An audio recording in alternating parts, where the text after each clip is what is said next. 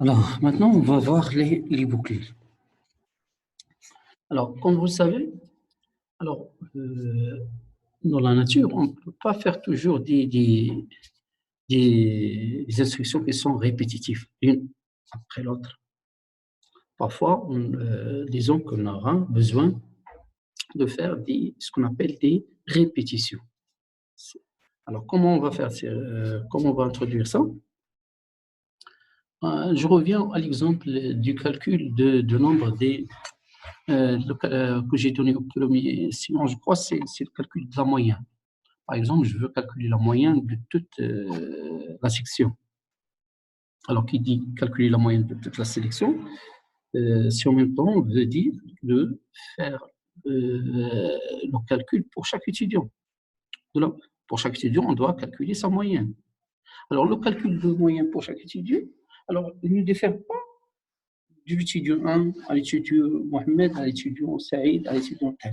Donc, c'est le même calcul, de la même manière. Alors, qu'est-ce qu'on va faire? On prend la note de l'étudiant X et on fait un somme et on le divise par le nombre disons, du module ou le nombre du module. Chaque module est multiplié par un coefficient. Alors, cette tâche-là, pour le moment, on va le répéter pour chaque étudiant. Alors, si on s'amuse à écrire un programme dans lequel, donc pour l'étudiant 1, je vais écrire ses instructions, pour l'étudiant 2, je vais écrire les instructions de l'étudiant 2, etc. Alors, je vais finir par, donc, si on a mis l'étudiant, alors je vais écrire un fichier qui est très grand, des instructions qui sont assez grandes. Alors, pour résoudre ce problème-là, il y a la notion de la répétition. Ça veut dire le même code, je vais le répéter pour chaque étudiant. Alors, disons que je peux dire que pour chaque étudiant, on va faire le calcul. Alors, la boucle pour existe, cette boucle-là existe en langage C. Alors, pour en anglais, alors justement, c'est la boucle for.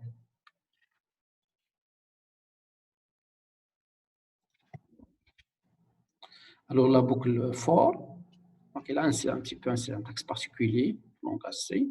Alors, on a expression 1, expression 2 et expression 3. Et là, disons, trois champs. Alors, le premier champ, disons, c'est de quel étudiant on va commencer. Ça veut dire le point initial. C'est le point du début. Ensuite, il y a la condition d'arrêt. Alors, je vais finir lorsque je vais recenser tout le monde. Donc, si je recense tout le monde, je vais m'arrêter. Donc, on va, disons, la formuler dans l'expression 2. Et l'expression 4, toujours, il désigne le pas. Alors, le pas par lequel je vais sauter. Je vais faire le traitement pour l'étudiant 1, l'étudiant 2, l'étudiant 3. Je peux faire autre chose. L'étudiant 1, je vais sauter des étudiants 3 à 4. Donc, ça dépend du traitement que je vais faire. Par exemple, je vais faire un traitement juste sur par exemple, je vais faire la somme juste du nombre qui sont premiers.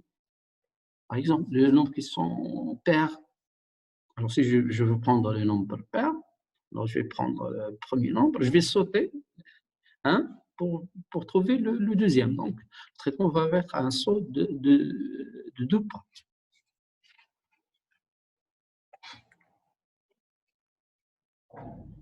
Alors, un exemple, par exemple, je vais faire la somme des 100 premiers nombres.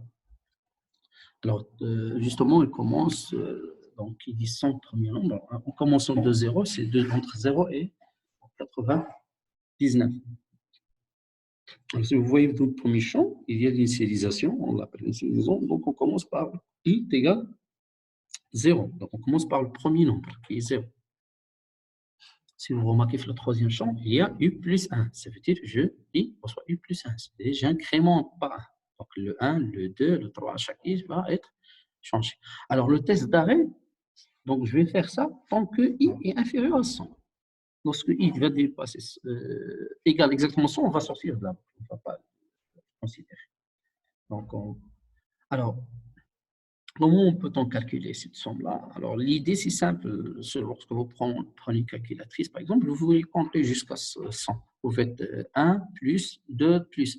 Alors, lorsque je mets juste le mot plus, alors, qu'est-ce qu'il fait le calculatrice? Il a une mémoire dans laquelle il fait le cumul des éléments. Alors, c'est pareil, nous, on va prendre on va prendre une variable. On sache qu'une variable doit être issue de la mémoire, fin de compte. Donc, c'est le même exemple. Alors, on prend une variable S dans laquelle on va faire ce cumul-là. Donc, je l'ajoute le 0, je prends le 1, je l'ajoute le S. Okay. Alors, toujours, c'est S égale S, l'état précédent, plus l'élément. On peut l'écrire sous forme S plus reçoit I. C'est une expression compacte, elles sont équivalentes. Alors, à la fin, on affiche la somme.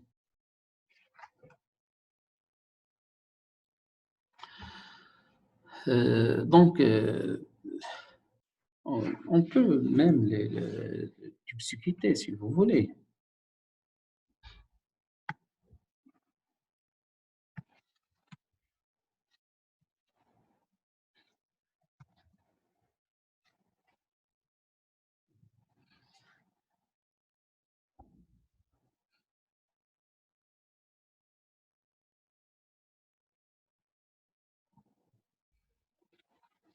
Alors, on peut le copier directement chez DevC++, chez l'éditeur. Alors, on peut, par exemple, voir, donc, je vais rapprocher celui-ci. Donc, il y a juste un commentaire, celui-là, juste un commentaire. Alors, comme vous voyez, il y a 3 champs. La boucle, le premier champ. Donc, ils sont tous séparés par un point virgule. Alors, la boucle, donc, disons qu'elle concerne juste les instructions qui sont à l'intérieur de la boucle. Pardon, à l'intérieur de deux accolades. Alors, pour l'exécution, hein, alors, il y a une erreur.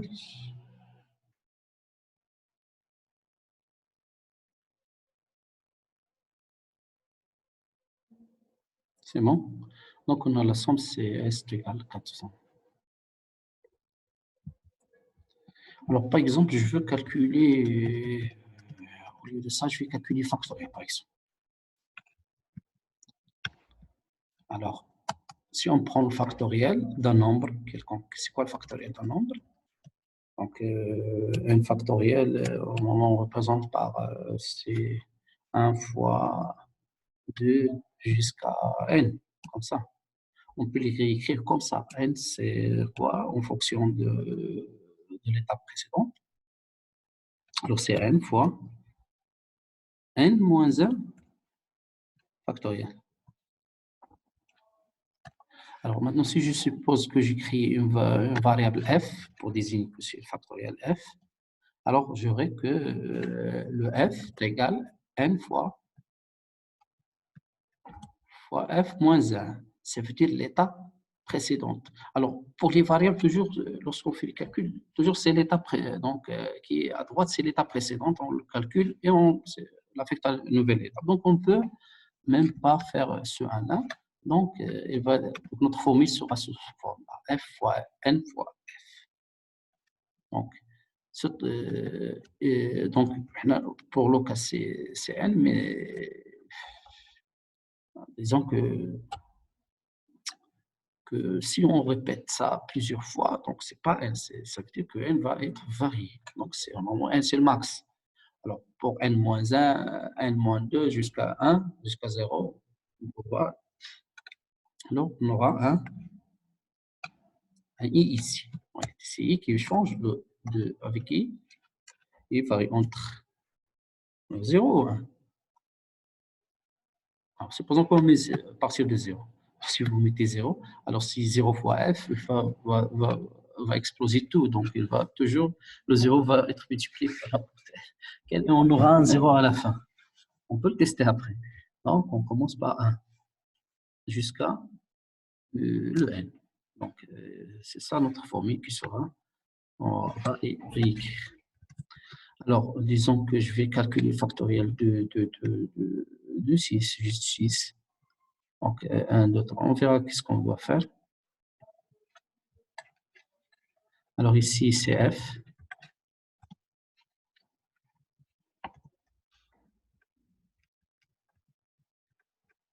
Alors, qu'est-ce qu'on a dit? Que le f factoriel actuel est égal à i fois factoriel de l'étape précédente.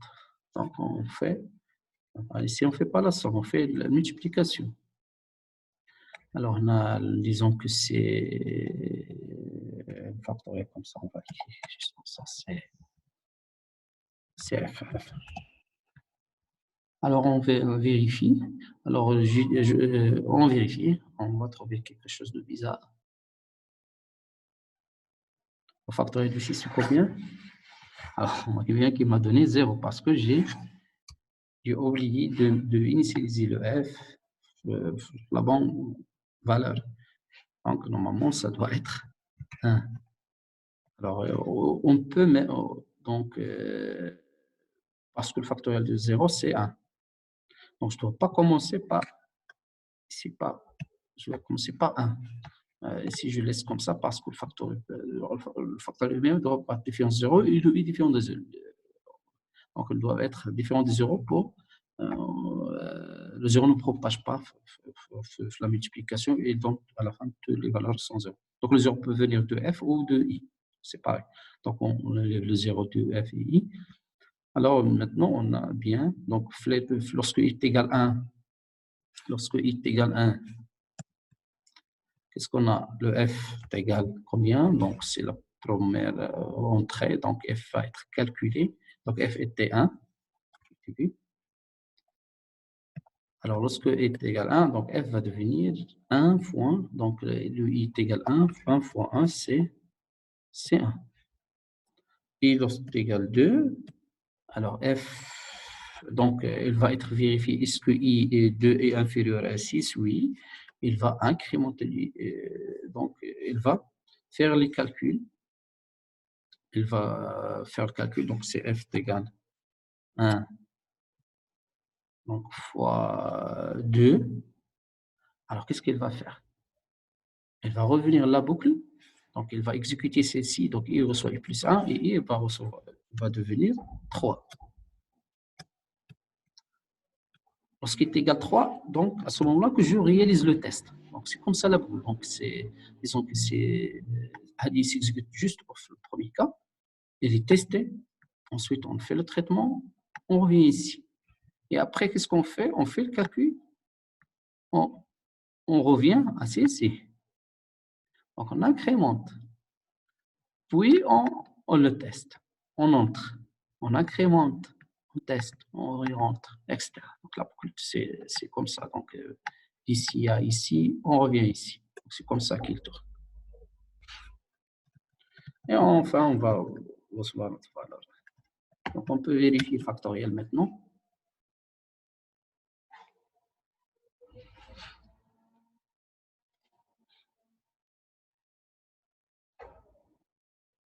Donc, c'est 128.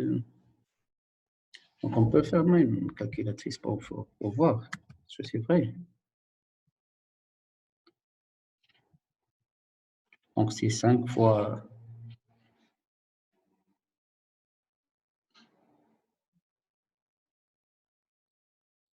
Alors, on appelle je crois qu'on a la calculatrice scientifique, je crois qu'on a le factoriel. Alors, je ne sais pas où il est. Voilà, donc 6 factoriel. Donc, il a donné.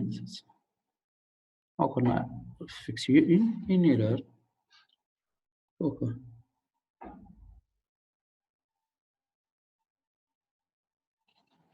Attends, 6 fois 5 fois 4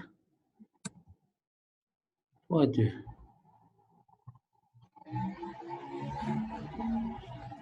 Alors, on a effectué une erreur. Donc, une valeur qui n'est pas été prise en compte. Parce qu'on a juste 128, c'est comme si on a calculé juste, pardon, on fait le contraire, on fait 5, on fait factoriel, je crois, ah oui, que ça factoriel de 0. Alors, factoriel de 5, par exemple, c'est combien?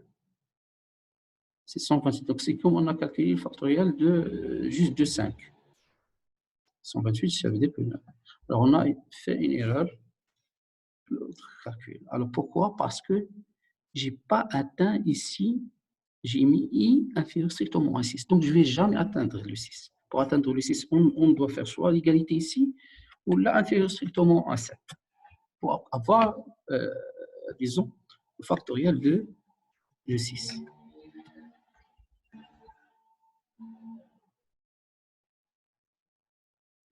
Alors, la programmation, c'est ça. Donc, toujours, tu dois tester, valider votre code jusqu'à l'obtention d'un code qui est très optimal, qui est correct. Donc, on a la vraie valeur.